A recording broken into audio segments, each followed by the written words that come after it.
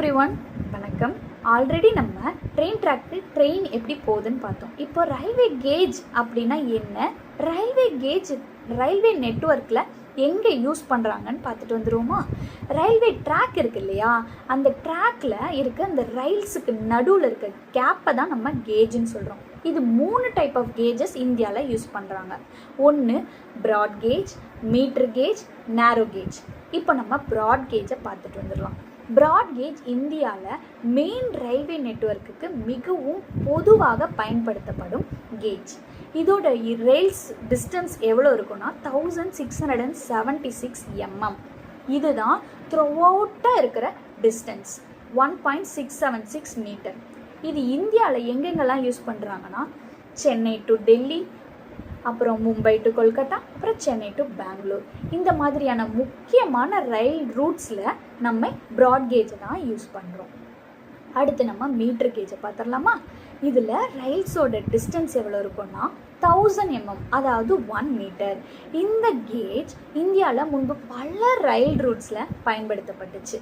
ஆனால் பல மீட்டர் கேஜை நம்ம இப்போது ப்ராட் கேஜை மாற்றிட்டு வந்துட்டுருக்கோம்.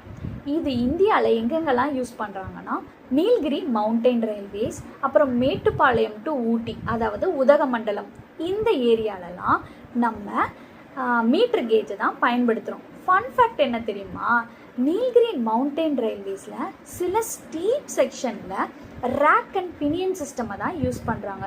இதில் சாதாரண ட்ரெயின் போல் மட்டும் இல்லாமல் மலை ஏற உதவும் ஸ்பெஷல் ட்ரெயின் சிஸ்டமையும் பயன்படுத்துகிறாங்க. இப்போ நம்ம தேர்டு நேரோ கேஜை பற்றி தெரிஞ்சுக்குவோம். இது குறுகிய அகலம் கொண்டது. நேரோ கேஜுக்கு ஒரு ஸ்டாண்டர்ட் சைஸே கிடையாது. இது இந்தியாவில் 762 மற்றும் 610 mm நேரோ கேஜ் பயன்படுத்தப்படுறாங்க ஹெரிட்டேஜ் ரூட்லாம். ஃபேமஸ் எக்ஸாம்பிள் ஒன்று சொல்லணும்னா கல்கா டு ஷிம்லா ரயில்வே, அங்கே 762 mm நேரோ கேஜ் ரயில்வே தான் யூஸ் பண்ணுறாங்க. இந்த கல்கா டு ஷிம்லா மலைப்பகுதி வழியாக செல்லுது. இதில் mountains, sharp curves, bridges, tunnels எல்லாம் வரும். அதனால தான் இங்கே நேரோ கேஜ் யூஸ் பண்ணுறாங்க. இதை இன்ட்ரெஸ்டிங்காக தெரிஞ்சுக்குவோமா. ஹில்லி ஏரியாஸ்க்கு நேரோ கேஜ் ஏன் யூஸ்ஃபுல்லாக இருக்குது? ஒரு மவுண்டெயினை இமேஜின் பண்ணி பாருங்கள். மவுண்டெயினில் போகணுன்னா நம்ம ஸ்ட்ரெயிட் ரோடாவாக இருக்குது இல்லையா, டேர்ன்ஸு, ட்விஸ்ட்டு நிறையா இருக்குது இல்லையா. அதனால தான் நேரோ கேஜ் அங்கே யூஸ் பண்ணுறது ஒரு அட்வான்டேஜாக இருக்குது.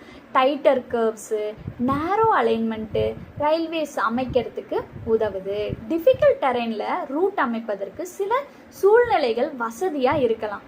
ஸ்மாலர் ட்ரெயின்ஸ் பயன்படுத்தலாம். அதெல்லாம் நேரோ கேஜ் தான் யூஸ் பண்ணுறாங்க. அப்போ ப்ராட் கேஜை மலைகளில் பயன்படுத்த முடியாதா? முடியும் கண்ணுங்களா. அது ரொம்ப இம்பார்ட்டண்ட் இதை பற்றி தெரிஞ்சுக்கிறது. ஹில்லி ஏரியா நேரோ கேஜ் ஒன்லியா? அப்பெல்லாம் கிடையாது. மாடர்ன் இன்ஜினியரிங் மூலம் ப்ராட் கேஜ் ரயில்வேவையும் மவுண்டெயின், ஹில்லி டெரெயினில் அமைக்க முடியும்.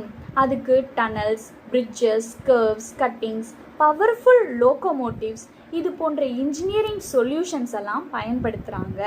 அதனால் எந்த கேஜ் பெஸ்ட்டுங்கிறது நம்ம terrain, cost, capacity, curves, engineering, இந்த ரெக்குயர்மெண்ட்ஸ் எல்லாம் வச்சு தான் நம்ம எந்த கேஜை எங்கே யூஸ் பண்ணணும் அப்படிங்கிறத நம்ம இந்தியன் ரயில்வேஸ் டிசைட் பண்ணுறாங்க. இதை பற்றி நல்லா விரிவாக தெரிஞ்சுக்கிட்டீங்கன்னு நம்புகிறேன். என்னோடய வீடியோ உங்களுக்கு பிடிச்சிருந்தா கண்டிப்பாக லைக் பண்ணிடுங்க, ஷேர் பண்ணுங்கள், சப்ஸ்கிரைப் பண்ண மறந்துடாதீங்க. இந்த மாதிரி பல விஷயங்கள் உங்களுக்கு தெரிஞ்சுக்கணும்னு ஆசையாக இருக்கும். அது என்னன்னு எனக்கு கமெண்ட் பண்ணுங்கள். அதையும் நான் உங்ககிட்ட கொண்டு வந்து சேர்த்துட்றேன். பாய் செல்லங்களா.